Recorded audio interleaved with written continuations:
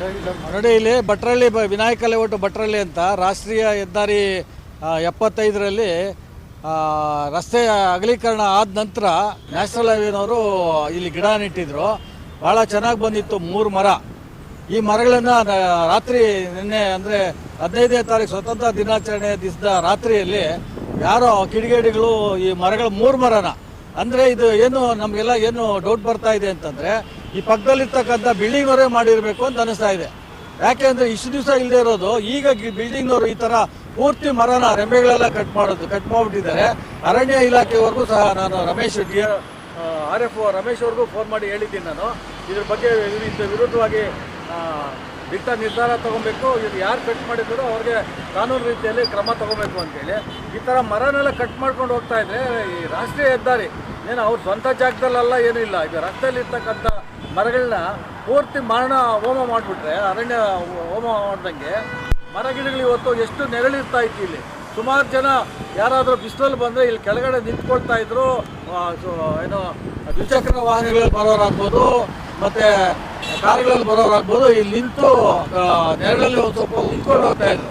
ಅದನ್ನ ಇವತ್ತು ಈ ನನಗೆ ತಿಳಿದಾಗೆ ಈ ಬಿಲ್ಡಿಂಗ್ ಅನಿಸ್ತಾ ಇದೆ. ನನ್ನ ಹತ್ರ ಮುಲಾಜಿಲ್ಲ. ಯಾಕೆಂತಂದ್ರೆ ನನಗೂ ಗೊತ್ತು, ನಾನು ಕಾರ್ಪೊರೇಟರ್ ಆಗಿದ್ದಂಥ ಸಮಯದಲ್ಲಿ 2012-13ರಲ್ಲಿ ಈ ರಸ್ತೆಯಲ್ಲೆಲ್ಲ ಗಿಡ ಹಾಕ್ಸಿದ್ವಿ ನಾವು. ಇವತ್ತು ವಿನಾಯಕ ಲೇಔಟು ಈ ಭಾಗದಲ್ಲೆಲ್ಲ ಗಿಡ ಹಾಕ್ಸಿದ್ವಿ. ಎಷ್ಟು ಚೆನ್ನಾಗಿ ಬಂದಿದೆ. ಇದು ರಾಷ್ಟ್ರೀಯ ಹೆದ್ದಾರಿ ಆದ ನಂತರ ನ್ಯಾಷನಲ್ ಹೈವೇನವರು ಈ ಗಿಡನ ನೆಟ್ಟಿದ್ದೀವಿ. ಇಷ್ಟೊಂದು ಚೆನ್ನಾಗಿ ಬಂದಿರ್ತಕ್ಕಂಥ ಮರಗಳನ್ನ ಹೋಮ ಮಾಡಿದ್ರೆ ಅರಣ್ಯ ಇಲಾಖೆಯವರು ದಿಟ್ಟ ಕ್ರಮ ತಗೋಬೇಕು. ಯಾಕೆಂದ್ರೆ ಇವತ್ತು ಎಲ್ಲರಿಗೂ ನಾವೇನು ಮಾಡಿದ್ರು ನಡೆಯುತ್ತೆ.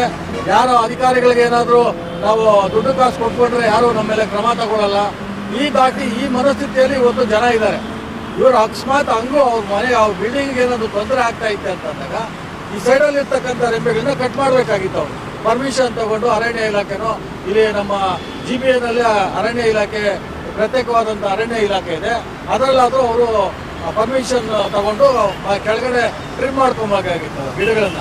ಅದು ಬಿಟ್ಟು ಪೂರ್ತಿ ಏನೋ ಮರಗಳನ್ನ ಹೋಮ ಮಾಡ್ಬಿಟ್ಟಂಗೆ ಒಂದಾಕ್ಬಿಟ್ರೆ ಯಾರು ಇದ್ರ ಕೇಳೋದಕ್ಕೆ? ಎಲ್ಲರೂ ಜನ ಎಲ್ಲ ಇವತ್ತು ಏನಾಗ್ತಾ ಇದೆ ನೋಡ್ಕೊಂಡು ಹೋಗ್ತಾರೆ ಅಷ್ಟೇ. ಒಂದು ಗಿಡನ ಇವತ್ತು ನೆಟ್ಟು ಬೆಳೆಸ್ಬೇಕು ಅಂತಂದಾಗ ಎಷ್ಟು ಕಷ್ಟ ಇದೆ. ಈಗ ನಮ್ಮಲ್ಲಿ ಅರಣ್ಯ ಇಲಾಖೆ ಈ ಕೆರೆಗಳಲ್ಲಿ ಮತ್ತು ಎಲ್ಲೆಲ್ಲಿ ಸರ್ಕಾರಿ ಜಾಗಗಳಲ್ಲಿ ಅಲ್ಲಿ ಇಲ್ಲಿ ಬಾಲಿ ಅಂತ ನಮ್ಮ ಸ್ನೇಹಿತರು ಇದ್ದಾರೆ, ಅವ್ರದ್ದೊಂದು ತಂಡ ಇದೆ. ಅವ್ರು ಎಷ್ಟು ಕೆಲಸ ಮಾಡಿ ಇವತ್ತು ಗಿಡಗಳನ್ನೆಲ್ಲ ನೆಡ್ತಾ ಇದ್ದಾರೆ. ಅವ್ರಿಗೆ ಗೊತ್ತಿರುತ್ತೆ ಎಷ್ಟು ಕಷ್ಟ ಇದೆ ಅಂತ ಅಂದ್ಬಿಟ್ಟು. ಇವತ್ತು ಗಿಡ ನೆಟ್ಬಿಟ್ಟು ಹೋಗ್ಬಿಟ್ರೆ ಆಗೋದಿಲ್ಲ. ಸರ್ಕಾರನೇ ಹೇಳ್ತದೆ ನಾವು ಎಷ್ಟೋ ಲಕ್ಷ ಗಿಡ ನೆಟ್ಟಿವಿ ಅಂತ. ಆ ಗಿಡ ನೆಟ್ಟ ಮೇಲೆ ಅದಕ್ಕೆ ನೀರು ಹಾಕಿದ್ರೆ ಅನ್ನೋದು ಮುಖ್ಯ ಅಲ್ವಾ? ನೀರು ಹಾಕ್ತಾ ಇದ್ರೆ ನೀವು ಎಷ್ಟು ಗಿಡ ನೆಟ್ಟರೆ ಏನು ಉಪಯೋಗ?